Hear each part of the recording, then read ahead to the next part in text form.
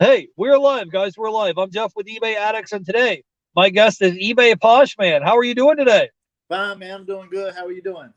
I'm doing great. I'm doing great, man. How was your day going, man? I was going good. I didn't get as much done as I wanted to. Had to run a lot of errands and stuff. But yeah, I come home. Been trying to list some things, take some photos. So here I am with you. I appreciate you having me on the show today. I appreciate it. It means a Yeah, lot. hey, for sure. I appreciate you coming on and hanging out with us today. So go ahead and introduce yourself. Tell everybody who you are, where you're from, and tell them what you do. Yeah, my name is Matt. I'm from North Carolina. You probably can tell that by my accent, of course. Forgive me for that. I've been reselling full time for 3 years. I resell on eBay, Poshmark, Macari, and Goat. I missed a little bit with Amazon, but not much. But that's mainly what I do. I've been fortunate to be able to do that for a living the last 3 years, like I told you before. Uh, I don't make a fortune, but right now I'm making a living and always wanting to learn and scale up. And I just pretty much learned reselling from watching YouTube and trying it out myself. So it's been good to me. Yeah. So he says he doesn't make a fortune, but it's enough for you to take care of you and your wife, and you have two kids as well. So it's enough to take care of you and your household doing this reselling gig full time. So, Yes, so yes. you live in North Carolina. You've been a full time reseller now for 3 years. So go ahead and kind of tell us what were you doing before you became a full time reseller. Well, the last job I had, I worked at a factory for 7 years. It was 5 in the morning till 3:30 in the afternoon. It served me well, paid the bills, but I really just got burnt out with it. Uh, I kind of started dabbling into reselling for like a year, and I don't know. One day I was just in work. I made a video about this actually. One day I was just in work and I was looking around and I was like, do I want to spend the rest of my life in this factory? Because if I don't get out of here, it's a good chance I will. And I knew from that moment, that was it for me. I don't think I was ever meant to be a 9 to 5 person. So I just went ahead and made the decision. Then I don't know if I was ready financially reselling to go ahead and leave work, but it worked out. Those definitely first 6 8 months was definitely a struggle and a grind. But I think that made me try harder because I wasn't wanting to go back in there and say, hey, I need my job back. And like I told you, I did whatever I had to do, whether it was Instacart, DoorDash, reselling, just did whatever I needed to do to get the bills paid. Right. So when you were at your full time job, because I worked in a factory as well, I was driving a forklift for General Electric for about 10 years. And so you were working your regular job. And at some point in time, you're like, do I want to stay here till I retire? Like, is this going to be it for me? Do I want to stay in this factory, in this warehouse, and keep doing this over and over and over again? So at some Exactly. point, you're like, I've got to try something else. I've just got to try it and see what happens. So what YouTube videos was it that got you interested in reselling? Is there a certain one that you remember off the top of your head that kind of caught your attention, and you're like, hey, let me go ahead and try this? Well, Gary V is he's always talked about like leave your jobs, do side hustles, uh, work for yourself. So his definitely did. But I watched a lot of like Rally Roots, Yeah, uh, just different rake and profit, yeah, Chris Daily Refinement, just all of them, and uh, finally, probably Rally Roots was probably the biggest one for me, who made me just want to. I was like, people can. I didn't even know people actually did that for a living until I started watching YouTube and learning from them and trying it myself. So, I just made the leap. I knew if I didn't do it, I was going to regret it, and I didn't want to regret it. So I had to give it a try, and it seemed to work out. So definitely, that was a good day for me when I made that decision. right. I can definitely relate. Yeah, I've had Rally Roots have been on my channel twice. They live here in Tampa. They're good people. I haven't met Rake and Profit in person yet, but I have had daily refinement on twice in the past. He just had a new baby recently, so Yeah, he's yeah, he's yeah, he's being a full-time reseller and a full-time dad. So you know what that's like. So yep. tell me, man, what got you to the point where you were like, hey, I'm ready to put my 2 weeks notice in and quit this job? Or did you feel comfortable doing it, or were you just like, hey, I'm just going to jump out of this airplane and figure out how to open the parachute on the way down? Like, what gave you the confidence and courage where you're like, hey, I think I want to be a full-time reseller? Like, how did that, like, what went through your mind? Did you have enough money set aside? Did the boss tick you off one day and you're just like, I've had it here? Like, what tell us the story about what happened? Um, well, a little bit of all of them. I had a little bit of money put back. It seemed like every day when I got off work, I was going to the Goodwill after work, sourcing, coming home and listing.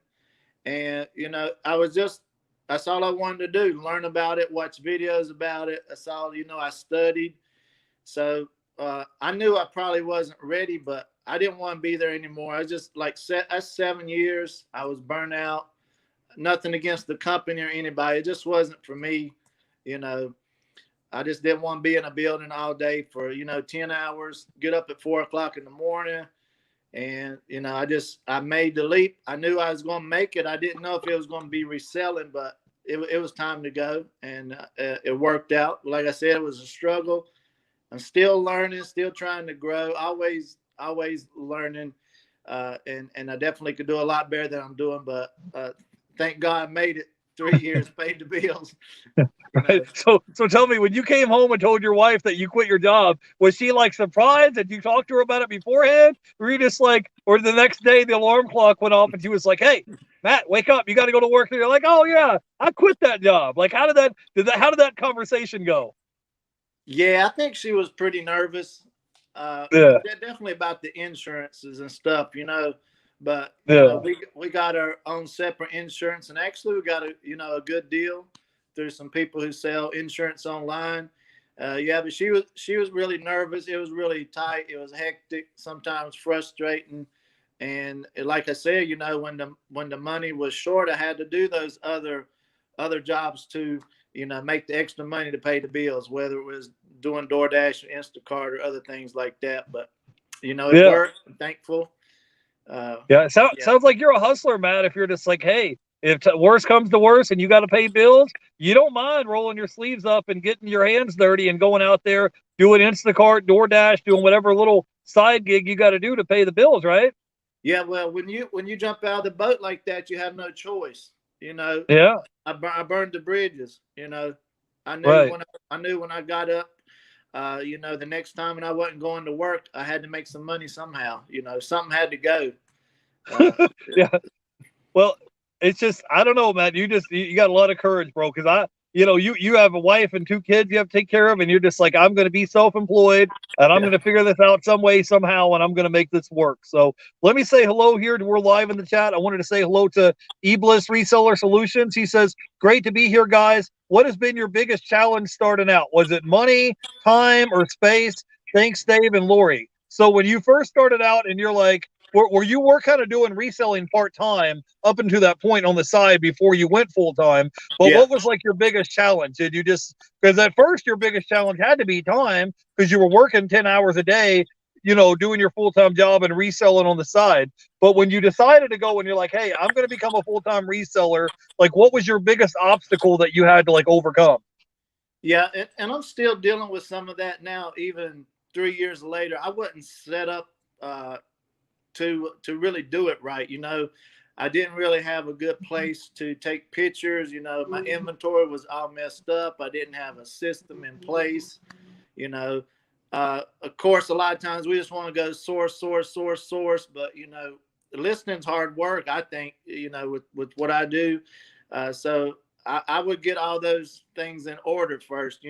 Have your lights set up, have a place where you're going. Take your photos, have a process in place, have a set number of listings you're going to do every day, have an inventory system, figure out how much money you need to pay your bills, all those things definitely going to make your life a lot simpler. Okay, awesome. So here's Matt. You were working your factory job for 7 years. You're working 10-hour days. you decided to quit and leave your full-time job to be a full-time reseller. Now, Matt, tell people you mostly sell shoes and clothing and things like that.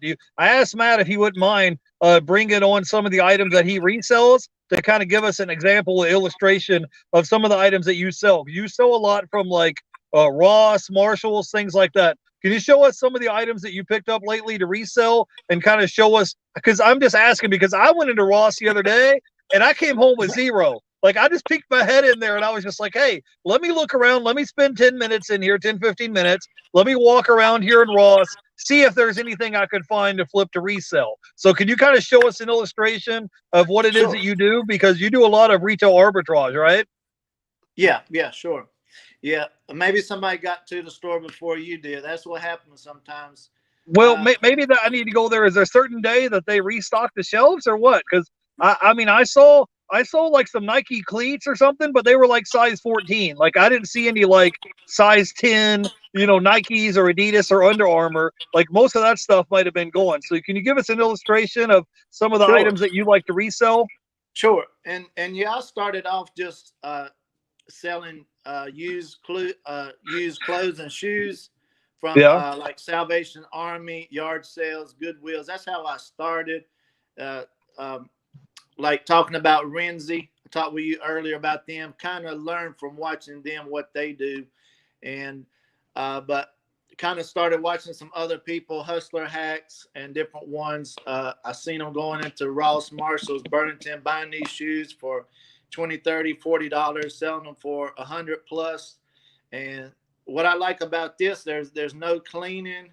I can bring them home from the store, go ahead and take the pictures right then, have them done and listed. With the used shoes, it's a lot of cleaning. Sometimes you start cleaning them and you see they got a rip or a tear or they're messed up. So yeah, here's some just golf shoes I picked up from Ross. They still got the tag on, $35.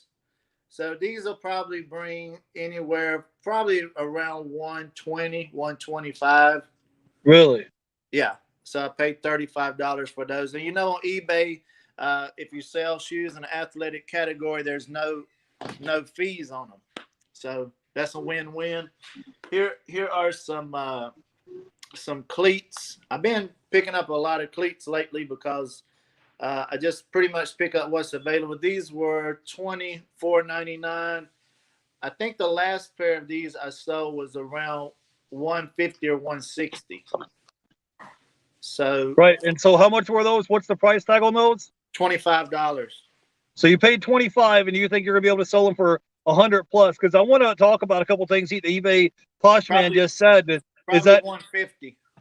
Right. Well, those are $150, but what I'm saying is anything that you sell on eBay, like shoes, athletic shoes that are like over $100, you pay zero eBay fees on those. Right. And the stuff that he got was brand new with tags. You didn't have to do any kind of cleaning. You didn't have to go home and test them. It wasn't like electronics where you had to plug it in the wall and test the VCR and make sure it worked properly. You just go home and take photos. How do you take photos of these items when it still has a $24.99 tag? Do you tuck the tag in under the tongue of the shoe? Like, what is your trick on that? No, with these, I bought like 7 pair of these. Yeah. So this is not one of the ones I took a picture of. So I cut the tag off of one of them, and 6 of them still have the tags on them. Okay, I see. Yeah. And before you ship them out, do you chop the tag of them off and then ship them out, or how does that work? Like, I just don't want the customer to pay $125 for shoes and see, $19.99 Ross sticker on it. So what do you do to try to like make sure you cover your butt on that? Yeah. Well, thank God that's never happened to me, but some of my friends it definitely has. Yeah, they've shipped them with the tag. Some of them will cut the tag off and stuff them in the shoe, but I triple check. There's no tag on it. There's nothing on the bottom. Yeah, yeah, that would be bad, definitely. So Matt, I got a question. Do you ever get returns? Because one of the biggest things that I'm worried about selling shoes and clothing is someone say, hey, I ordered this. It's the wrong size. It was too small. It didn't fit. I ordered a size 12 and I really wear a size 13. Do you have a lot of returns, or is 90% of it at the time all good, or what? Yeah, I have returns. Yeah, I have one actually the other day with some shoes. I paid I paid $25 for them, sold them for $125 with free shipping, and they messaged me, and eBay accepted the return. They just said they found a better deal and they didn't like them and they was going to return them, and eBay accepted it. So that's just, I don't like it. It's not fun. It's just part of the business. If you accept returns, you know, you're going to get returns. But I would say, you know, 95% of the stuff I sell, you know, doesn't get returned. But so I got a question for you. What if you sold somebody a pair of golf shoes, right? And they were new when you sent it to the customer, and the customer returns it back to you, and they're like, and you could tell they wore them a couple times. Like that, Yeah. you have to like send the paperwork into eBay to show them like, hey, I send these off new, and they got it back used. Like, do they give you a partial refund, or how does that work? I've never had that happen, but I think you could open a case and eBay would take your side as long as you know, take pictures of it. But I've never had that problem with new shoes. Okay, man. I have one person, you know, some new shoes have a tag on them like Adidas, like an Adidas tag. I've only had one person cut the tag off, but that's not a big deal when you're, right. you know. So show us again on the screen. Show us again how some of the items that you have, because we had a few people that come in late. I wanted to say hey to the ATL Flipper is in the chat, and I wanted to say hey to eBliss Reseller Solutions. So could you show us some of the items? So like this, for example, are shoes here, and those are cleats. Those are like are those women's shoes? No, these are men's. These are soccer cleats. Okay, because I just saw the pink check mark. And how much did you pay for them? I paid $25 for these. And what are they going to sell on eBay for? I sold one already in a bigger size. I think it was $150 or $160 plus shipping. All right, that's a pretty good flip right there. $20 and $150 plus shipping. You've been out there doing your thing, man. So we got a quick question here from eBliss Reseller Solutions. They want to know, how many listings do you currently have on eBay, and do you cross post? Because you said you also sell on Poshmark and some other apps as well, right? Yes. I've only got about 500 listings. I know that's nowhere compared to what you have, but what I try to do is, you know, is just make the most profit per item I can. You know, I think my average profit per item's $30, but that's because I sell a lot of used shoes too, you know. But you know, some shoes I could make 30, 40, 50. I sold a shoe one time I picked up from Burlington. Believe it or not, I made $645 on one shoe. Really? Wow, that's crazy. Yeah, I made a video about that too. Yeah. It was $60. I sold it for $790. Okay, cool. And so do you cross list on other platforms, or do you just decide on what platform you want to put it on? Yeah, I sell on eBay, Poshmark, Mercari, and there's another shoe platform called Goat. I sell on it. Yeah, so I do pretty much cross post everything if I think it'll work, except clothes, maybe just eBay and Poshmark. Okay, cool. The ATL Flipper, he wants to know, what is your biggest flip ever? You said you just sold one. Yeah, go ahead. What I just mentioned, I picked up a shoe from Burlington, a Nike Spirit On Cage 2. It was $59.99. It was a Stussy and Nike collab, and I sold it for $790 on Go. Made $645 on one shoe. That was my biggest flip. One pair of shoes. That's great, man. That's great. I wanted to say hey to Goody 124, the skater. He says, I want to give a shout out to eBay addicts. I landed a courier gig. Well, awesome. That's, cool. If you guys don't know, if you're new to the channel, when I'm not shooting YouTube videos or reselling, I have a job that I work as a medical courier. And so I'm happy for you that you got a job working as a courier. If you're willing to go out there and hustle, you can make decent money. Last week I made $1,864 and only did about 15 deliveries for the whole week. So that's not bad if you're willing to go out and hustle. But anyway, so EbayPoshman, now what kind of tips or advice can you give us now? If we go out here and we go to Ross or Marshall's or Burlington Colt Factory, what types of tips or tricks or advice can you give me? Like, what am I doing wrong? Because I went to Ross and I couldn't find nothing. Do I need to go to 5 or 6 stores to find something? Is there certain days of the week that I need to go when they restock the shelves? Kind of take us behind the curtains, because this is your full-time gig that you've done for 3 years now. maybe you can kind of tell us, some tips, some maybe tricks of the trade, or you could give us some advice. Sure. Yeah. First of all, I would follow some people on Instagram, some sneaker resellers. I would watch some YouTube videos, and well, a lot of them, like Hustler Hacks, different people. They pretty much on their videos show what's out there at Marshalls, Ross, and Burlington, so you kind of have an idea what to look for. But when you're learning, and I still do this, you're gonna have to look up a bunch of shoes. You're gonna Right. have to look up a bunch of items. I mean, you might have passed a shoe the other day that sold for good money, but you didn't know because you didn't look it up. You might have to look up hundreds of shoes to find a good one. The shoe I sold for $790, I didn't know what it was. I picked it up, I typed in the style number, and I seen how much it sold for. It might just look like a ordinary shoe to everybody else, so got to look up a lot of shoes. Your eyes are going to be hurting.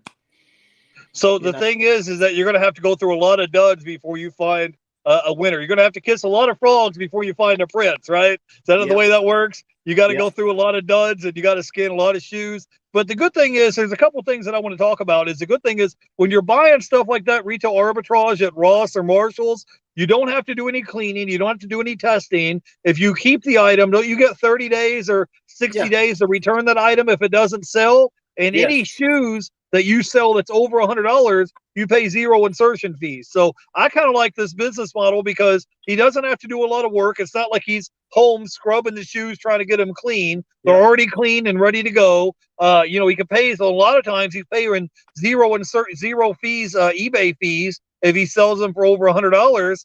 And if he buys them, and let's say a month later he thought they would sell and they didn't sell, you can always return them as long as you got the receipt and bring them back there. So let me say hello to a few people here in the chat. I wanted to say hey to Regina is here. I wanted to say hey to Flippin' Ain't Easy. He says, like the video. Thank you guys for coming by and hanging out with us today. BK from the Rockies says, drop questions for our guest. I wanted to say hey to the Flippin' Sports guy is here. Flippin' Ain't Easy is in the chat. The ATL Flipper says, I sell shoes too. New and used shoes sell well on eBay. I heard particularly that Nike sells really well on eBay. And eBliss Reseller Solution says, we are following you on Instagram and we appreciate your posts. God bless you, Dave and Lori. Yeah, if you guys aren't following ebayPoshman, all his links are down below if you want to follow him on YouTube and Instagram. The cool thing is you might learn something because, like I just said, sometimes I'm there and I'm looking through duds, and he might be like, hey, Jeff, look at these shoes right here. You're going to make some good money on these shoes if you pick them up that you might not have known if you didn't go look it up. Now, if somebody is maybe new to reselling or maybe they're doing it part-time, what would be your 3 tips of advice that you could give me to kind of like help me, kind of help me out to help me make more money as a reseller? Like, what would be your 2 or 3 tips or piece of advice that you would have? Yeah, well, I know when I watched a lot of videos, just learning how to start, they would recommend us selling stuff you have already. Maybe clothes you have in your closet, shoes you have, DVD, video games, stuff around the house, just getting the hang of listing. But yeah, I would definitely start out at the thrift store. Low buy cost, you can buy used shoes for $5, $6, $7, probably sell them easy, $20, $30 and up. I found some Chanel boots one time at a Goodwill for $5. I think I sold them for, it was like, I think $250 or $275 on Poshmark. So sometimes you get lucky. That's what you go for. You're looking for that, high ticket item. But I make a lot of my money just on bread and butter stuff. The average stuff I can find. You don't find a $700-800 shoe at Burlington. Maybe once in a lifetime. So a lot of the shoes I flip, I might only make $20-30. Make a living off of that. But you're always looking for those rare finds, like the ones here. You pay $25, sell for $100, $150. But yeah, just start. Just like anything, just start and try it. Go for it. Pick a category and learn it. That's kind of, I used to be all over the place, sell puzzles, video games, electronics, you know, and I just look at what works for you and stick with that. You Yep. know. Okay, awesome. Now, EbayPoshman, we can't skip over this. We got to talk about this. Tell me about your YouTube channel, because if you guys don't know, my man Matt here recently got monetized on YouTube. So if somebody else is a YouTube content creator and they're not monetized yet, or they're just getting started and they're trying to go from 0 to 1,000 subscribers, can you kind of talk about what's on your YouTube channel? And do you have any tips or tricks or advice for other content creators to help them get monetized? And you know, this YouTube is a lot like reselling. You know, YouTube is definitely a grind. I started making videos, kind of just introducing myself, talking, you know, like what I talked to you about. Hey, I've left my job. I wanna kind of document my journey. I want to show you what I'm doing reselling, if I can make it. And I started making like I guess thrift hauls, where I go to a thrift store and I show people what I found, maybe make what sold, maybe do some tips and trick videos. But when I got into you know, the Marshalls, Ross, and Burlington, I just noticed those videos got a lot of traffic, a lot of views. We're getting subscribers constantly. So, like I said, with reselling, you want to go with what works. You know, it's your channel. You can do whatever you want to do with it. You know, I even made some DoorDash videos, Instacart videos. I've always liked YouTube because to me, it's amazing. Anything you want to know, you can just go on there and look it up, you know. Yeah. So, yeah, just the main thing with everything is just get started. Don't worry about if your lighting's right. Don't worry about if you got the camera and equipment. If you got a cell phone, you can make YouTube videos. My videos, I don't even do a lot of editing and stuff. I do everything on my phone. So I know my videos are not great. I don't put a lot of time and effort in it. I just want to get content out there and see if people like it or not, you know. Right. So the whole thing is just getting started. I remember when I started shooting YouTube videos, I had like a 3-year-old phone. My screen was cracked. I was just like, you know what? I'm just going to start shooting videos and see what happens. Because you don't get like a monthly fee from YouTube where they're like, hey, you owe us $29.99 this month. Like, it's free. So you just might as well go ahead and get started. And then maybe 3 months, 6 months down the road, maybe you'll start gaining some traction, and the viewers will tell you what works and what doesn't work. You'll be able to see from your view count of what it is they're interested in or what they don't like. So you just got to be get started. So tell people what kind of content you produce on your YouTube channel. You do a lot of haul and thrift videos and a lot of retail arbitrage. Tell them what they can find on your YouTube channel. Okay, and another tip I give you, if you're starting out and you're new with YouTube, try to just connect with other YouTubers who have like the same amount of subscribers as you. You know, y'all kind of network, help each other. Maybe they can give you a shout out, give them a shout out. I have one guy, Flipping Profit. I didn't know. He just gave me a shout out one day on his channel, and I think that kind of gave my channel a boost. So, you know, just try to help other people out. You know, I like just connecting with other YouTubers. If I see a small channel, you know, I reach out to them if I can on Instagram, tell them, you know, they're doing a good job, keep trying. But on my channel, mostly right now, you're going to just see me going to Marshalls, Ross, Burlington, Nike Outlet, and going through, and I'm just showing you some of my best finds of the week, pretty much. I'm just making a short clips and putting them together and show you everything I found. Yeah.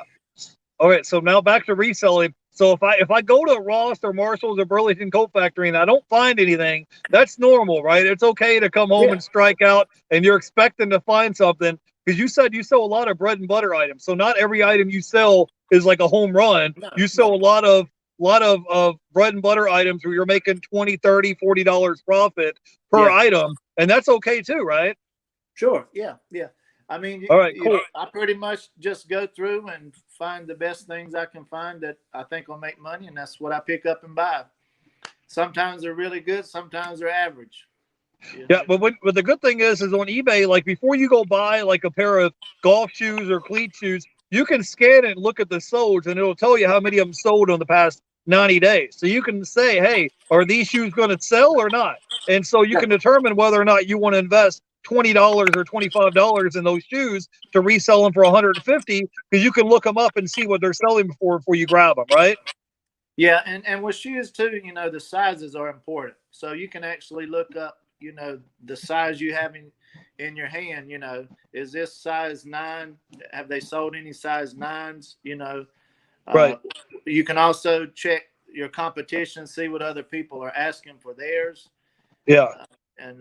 So you can do a lot of research, check the sell-through rate, those types of things. And you'll just cool. Once you learn one shoe that sells good, you'll always know it. It'll be in your memory.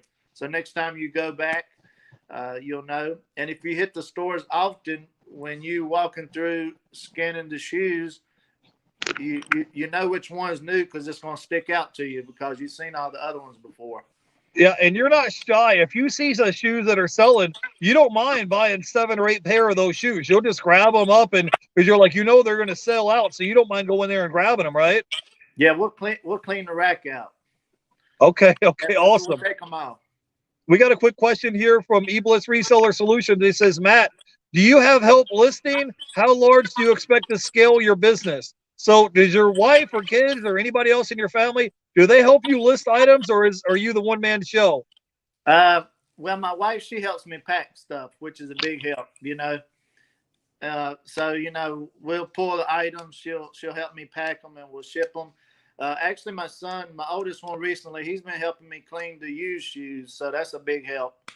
But other than that, I pretty much list myself, take pictures and list. So Matt, tell me, what are some of your other goals or projects that you have in the future? Like between now and Christmas, what are some other projects that you're going to work on as far as your reselling business and as far as your YouTube channel? I've been slacking on my YouTube channel, to be honest with you, because to me, it's one of those things I want to put all my effort in where I'm making the most money, so I used to, when I was trying to get to that 1,000 subscriber, I made sure I have 1 or 2 videos up every week, but they take a lot of time, takes a lot of effort. So now I'm just putting my time into reselling, just making my process better. I want to be able to source more, better items in less time. I want to be able to list quicker, work smarter, not harder. That's pretty much just trying to streamline the whole process pretty much. Okay, awesome. Well, can you tell everybody where they can find you at on YouTube and Instagram so they can come by and check you out? Yes. Instagram, same thing. EbayPoshman. YouTube, EbayPoshman. Yeah. Okay, awesome. Now, do you have any other tips or tricks or any advice that you could give to resellers before we let you go? No, that's pretty much it. I just want to say I appreciate everybody who's followed me, who's subscribed to the channel. The reselling community, as you know, is awesome. Everybody's been great to me. Now, just go out and get it, hustle, grind. Don't give up. Figure out a way to overcome whatever obstacles you have, and you're gonna make it. And if you're happy, you're successful. That's the thing, And the best part I think about reselling is just the freedom of it. Just having the freedom to make my own schedule, be my own boss, which can be good and bad at times. If you're not organized and you're your own boss, you're in trouble. So you learn a lot about yourself when you work for yourself. So I appreciate all of you out there. I appreciate you having me on the channel. I always want to say this. I want to thank my Lord and Savior, Jesus Christ, for saving me. I wouldn't be here if it wasn't for him. But other than that, I wish everybody the best. Appreciate you having me on the channel today. Yeah, awesome. Yeah, guys, if you get a chance, you could go subscribe to his channel, EbayPoshman. He does a lot of sourcing videos. His videos aren't long. They're 3 to 5 minutes long, and he shows you exactly what he finds, how much he pays for them, where he gets them at, what he thinks they'll sell for. So go by and check them out. I will see you guys tomorrow on Friday, 4 o'clock. I have twin flippers are going to be on all the way from South Carolina. So we're going to have a good show. I'll see you guys then. You guys have a great day. I'll see you on the next one. Bye, everybody.